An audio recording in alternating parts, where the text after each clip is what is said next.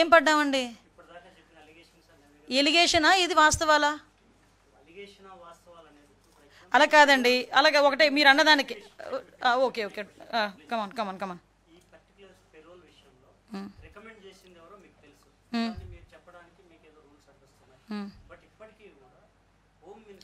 ఒక విషయం నాకు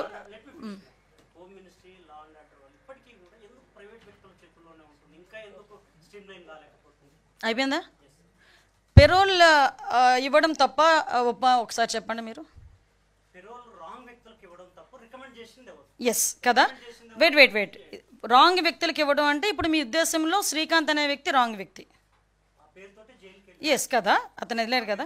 మరి లాస్ట్ గవర్నమెంట్ ఎందుకు మాట్లాడితే పడతారని అంటారు కదా, ఇది is it correct or not? 27/1/24లో ఆయన 30 days పెరోల్ పెడితే ఆ పెరోల్కి ఇదే ఆఫీసర్స్ అతను చాలా వెరీ గుడ్ పర్సన్ అని చెప్పి ఇదే ఆఫీసర్స్ పెరోల్ శాంక్షన్ చేసి మళ్ళీ ఇంకొక 15 రోజులు ఎక్స్టెన్షన్ చేసుకున్నారు. మేము ఈరోజు ఆ పని చేయలే. ఎస్ వెయిట్ నన్ను కంప్లీట్ చేయనియండి. ఇందా మీరు కంప్లీట్ చేయమని అడిగారు కదా, let it be complete. Yes, parole ఎలా వచ్చింది అన్నది నేను తర్వాత మా రిపోర్ట్స్లో మేము చెప్తామని చెప్పాను. ఒకటి. నెక్స్ట్ థింగ్, పెరోల్ వచ్చిన తర్వాత ఇతను ఒక నెటోరియస్ క్యాండిడేట్, పెరోల్ రాకూడదు అన్న సంగతి మా దృష్టికి వచ్చి ఇమీడియట్గా మేము విత్ ఇన్ 1 weekలోనే పెరోల్ క్యాన్సిల్ చేసి అతన్ని తిరిగి మళ్ళీ జైల్లో పెట్టాం. ఇలా 45 రోజులు బయట పెట్టలేదా? మేము తీసుకొచ్చి మేము పెట్టాం కదా, అది మా చిత్తశుద్ధి అని మీరు అనుకుంటున్నారు. You are stick on your word, I'm stick on my word. Please, నేను జైల్స్ డిపార్ట్మెంట్తో కరెక్ట్గా 4 days బిఫోర్ నేను రివ్యూ పెట్టుకున్నా. కావలిస్తే ప్రెస్లో వచ్చింది, ఫొటోస్ ఉన్నాయి, జస్ట్ చెక్అవుట్. ఆ రోజు నాకు ఆ సూపరింటెండెంట్ నాకు చెప్పాడు, madam he is very notorious candidate, అతని పెరోల్ వచ్చింది, జస్ట్ ఒకసారి చెక్ చేసుకోవాలి, లేకపోతే మనం ఇబ్బంది పడతాం. వెంటనే నేను ఆ రోజు ఆర్డర్ ఇచ్చాను.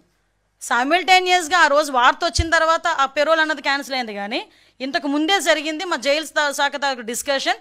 ప్లీజ్ ఒకసారి కనుక్కోండి, ఇదేమో మూసుకొని కూర్చోవాల్సిన, దాచుకొని కూర్చోవాల్సిన అవసరం ఏం లేదు కదా. మీరు ఒకటే చెప్తున్నాను, ఇప్పటికీ నేను చెప్తున్నా, స్టిక్ ఆన్ అయి ఉన్నా. Whatever your word, you are stick on thus. నేను నా వర్డ్కి నేను స్టిక్ ఆన్ అవుతున్నా. అందుకే కదా ప్రాసెస్ చేసి ఆపాము. పెరోల్ ఆపాము, పెరోల్కి ఇవ్వకూడదని చెప్పాము, అతన్ని తీసుకొచ్చి మళ్ళీ జైల్లో పెట్టాము. అతని వెనకాతలు ఏం జరుగుతుంది, పెరోల్ ఇవ్వడానికి ఎవరెవరు ఇందులో సహకరించారు దాని మీద ఎంక్వైరీ జరుగుతుంది. ఎవరైతే దట్ లేడీ, ఆవిడ బ్యాక్గ్రౌండ్ ఏంటంటే అట్లా ఎంక్వైరీ జరుగుతుంది. ఆవిడ వెనకాతలు ఎవరెవరిని బేస్ చేసుకొని ఆవిడ ఇంత నెట్వర్క్ చేసిందన్న దాని మీద ఎంక్వైరీ జరుగుతుంది. ఎవరిని వదిలిపెట్టే ప్రసక్తి లేదు. ఈరోజు మేము మరీ చెప్తున్నామండి, ఇలాంటి క్యాండిడేట్స్ కనుక ఎవరైనా, ఇలాంటి గ్యాంగ్ కనుక రాష్ట్రంలో ఎక్కడున్నా కూడా, ఏమండి మీకు ఒకటే చెప్తున్నా, ఇక్కడ ఉన్నది చంద్రబాబు నాయుడు గారండి ముఖ్యమంత్రిగా, అది మీరు అర్థం చేసుకోవాలి. చంద్రబాబు నాయుడు గారు పెద్ద ఫ్యాక్షనిస్టులనే ఆ రోజు వాళ్ళందరినీ కూడా కంట్రోల్ చేసిన పరిస్థితి, నక్సలిజాన్ని కంట్రోల్ చేసిన పరిస్థితి. ఈ రోజుకి కూడా గాంజా కూకట వేలతో ముందుకెళ్ళిపోతే ఈ రోజుకి మేము ఎన్ని బాధలు పడతాం, వ్యవస్థలని నిర్వీర్యం అయిపోతే వాటిని తిరిగి సెటైట్ చేయడానికి మేము ఎన్ని బాధలు పడుతున్నాం మాకు తెలుసు. ఒక పక్క నుంచి సోషల్ మీడియాలో ఇలాంటి వాళ్ళు చేస్తున్న దుష్ప్రచారాన్ని తిప్పికొట్టడం ఒకవైపు, ఒక పక్క నుంచి యాంటీ సోషల్ ఎలిమెంట్స్ని కట్టడి చేయడం ఒకవైపు, ఒక పక్క నుంచి లా అండ్ ఆర్డర్ని సెటైట్ చేయడం ఒకవైపు, ఒక పక్క నుంచి డెవలప్మెంట్ ఒకవైపు, ఒక పక్క నుంచి వెల్ఫేర్, ఇవన్నీ మీ కీ రోల్స్ అన్నీ మేము ప్లే చేస్తున్నాం. అవసరమైతే దయచేసి మీరందరూ కూడా సహకరించండి, ప్రజలు సహకరించండి, మేము అది కోరుకుంటున్నాం. ఈరోజు ఒక ఎన్డీఏ కూటమి ప్రభుత్వం ఎవరిని కూడా ముఖ్యంగా తప్పు చేసిన వాడిని వెనకేసుకొచ్చే ప్రసక్తి లేదు. అది అలా చెయ్యరు ఎన్డీఏ కూటమి. అలా చేసే పరిస్థితి, ఏ పరిస్థితులు ఎవరున్నా కూడా వాళ్ళ మీద చర్యలు తీసుకుంటాం. ఇంతకు మించి ఇంకేం కావాలి?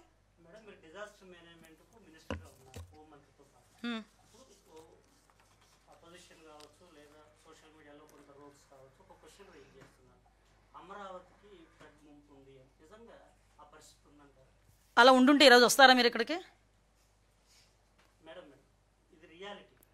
Yes, there you are. This is reality.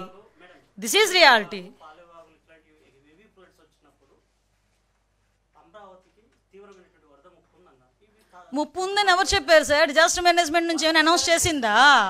నేను చెప్తున్నా మీకు, ఎవరు అనౌన్స్? నేను అదే చెప్తున్నా, మేము డిజాస్టర్ మేనేజ్మెంట్ నుంచి మీకు వరద ముప్పు ఉంది అంటే మీరు అలర్ట్ అవ్వాలి. మేము మాట్లాడట్లేదు దాని గురించి. మేము మా సహాయ చర్యలో మేము ఉంటున్నాం. ఈ రోజుకి ప్రకాశం బ్యారేజ్కి ఫస్ట్ వార్నింగ్ లెవెల్ మాత్రమే వచ్చింది. మొన్న సెకండ్ వార్నింగ్ లెవెల్ వరకు వచ్చిన తర్వాత కూడా రిసైడ్ అయ్యింది. ఆ విషయాలు మరి ప్రతిరోజు ప్రజలకు మేము చెప్తూనే ఉన్నాం. దయచేసి మీ నెంబర్ మా డిజాస్టర్ మేనేజ్మెంట్ ఆఫీసులో లేనట్టుంది. ఉరుములు పడినా మెరుపులు పడినా కూడా మేము అలర్ట్ ఇస్తున్నాం. ఆఖరి మీ గ్రామాల్లో మీ చుట్టుపక్కల ఇళ్ళ మధ్యలోనికి ఏదైనా వాటర్ వచ్చినా కూడా మీకు అలర్ట్ ఇస్తున్నాం. అటువంటి పరిస్థితుల్లో అంత అలర్టింగ్ సిస్టమ్ ఈరోజు డెవలప్ అయింది. ఒకనొక సందర్భం డిజాస్టర్ మేనేజ్మెంట్ అంటే నెంబర్ 1 పొజిషన్లో ఉండేది చంద్రబాబు నాయుడు గారి హయాంలో. లాస్ట్ 5 సంవత్సరాలు మూలన పడేశారు. మళ్ళీ తీసుకొచ్చి మళ్ళీ తిరిగి మేమంతా రీస్టోర్ చేస్తున్నాం. గమనించండి, ఇంతకు ముందు ప్రకాశం బ్యారేజ్లో 70 గేట్లు ఉంటే 69 గేట్లు పనిచేస్తున్నా, ఒక గేట్ పనిచేయట్లేదని ఇష్టానుసారంగా మాట్లాడితే దానికి నేను సమాధానం చెప్పాలా? దానికి అలా పెట్టినోడి గురించి మేము చర్యలు తీసుకోకుండా ఉండాలా అండి? ఎక్కడో పులివెందుల్లో ఎలక్షన్ జరిగితే ఎక్కడో ఎలక్షన్ తీసుకొచ్చి రిగ్గింగ్ జరిగిందని ఒక మాజీ మంత్రి బయటకు వచ్చి సోషల్ మీడియాలో ట్విట్టర్లో పెడితే మేము చర్యలు తీసుకోకూడదా? మేము కేసులు పెట్టకూడదా అండి? ఒకసారి చెప్పండి. ఈరోజు ప్రభుత్వం మీద అక్కసుతోని బురద జల్లే ప్రయత్నాలు చేస్తున్నప్పుడు మేము వారించుకోవాల్సిన అవసరం ఉంది. ప్రజలకి మీద ఏది రాంగ్ ఏది రైట్ చెప్పాల్సిన బాధ్యత మాకుంది. వాటితో పాటు అలాంటి వాళ్ళని అరికట్ట బాధ్యత కూడా మాకుంది. దట్స్ వై ఎస్ అదే చెప్పాను ఇందాక, కంపల్సరీగా వస్తుందండి. సమావేశాలను దాని మీద ఒక యాక్ట్ వస్తుంది.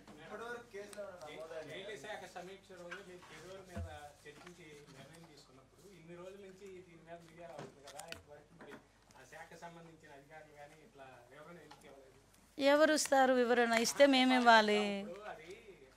కాదండి, ఆ రోజు నిర్ణయం తీసుకున్నాం కాదండి.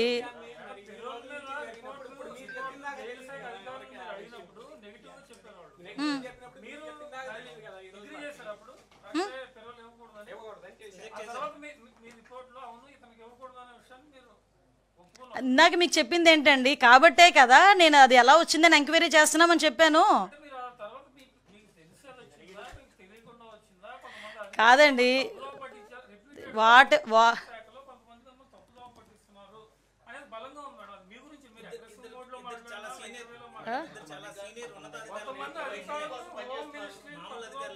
సార్ నేను వినండి, నేను చదువుకున్న వ్యక్తిని. నేను ఈ డిపార్ట్మెంట్ని వచ్చిన దగ్గర నుంచి కూడా నేను నేర్చుకునే పొజిషన్లోనే ఉంటాను. ఎందుకంటే హోంశాఖ అనేది చాలా పెద్ద సబ్జెక్ట్లో చాలా పెద్ద subject, interlink with all departments. So ఆటోమేటిక్గా నేను ఎంత అలర్ట్గా ఉన్నా కొన్ని సందర్భాల్లో ఎవరి వల్లనైనా తప్పు జరిగి ఉండొచ్చు. జబ్బు జరిగినా ఆటోమేటిక్గా మమ్మల్నే మాట్లాడతారు. దానికి నేను ఒప్పుకుంటున్నాను, నేనేం మాట్లాడలే. దాని గురించి నేనేమి వివరణ ఇది తప్పు జరగలేదనో ఏం జరగలేదో నేను చెప్పట్లే. నేనేమంటానంటే తప్పు జరిగిన ఇలా జరగకూడదు అని వచ్చిన వెంటనే మేము నిర్ణయం తీసుకున్నామా లేదా? మీరు దాన్ని దయచేసి ప్రొజెక్ట్ చేయండి. మీరు అలా విషయంలో సహకరించాలి.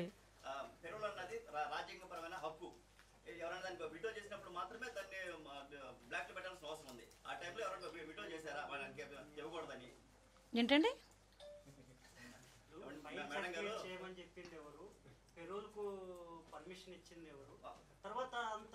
అసలు విషయం ఏంటంటే మీరు డైవర్ట్ అవుతున్నారు, మిమ్మల్ని డైవర్ట్ చేస్తున్నారు, నాకైతే అర్థం కావట్లేదు. కానీ అసలు పెరోల్ మీద ఎంత పోస్ట్ మార్టం చేస్తున్నారు కదా, అసలు వెనకాతల ఆ వ్యక్తి మీద ఎందుకు పోస్ట్ మార్టం చేయట్లేదు నాకు అర్థం కావట్లేదు.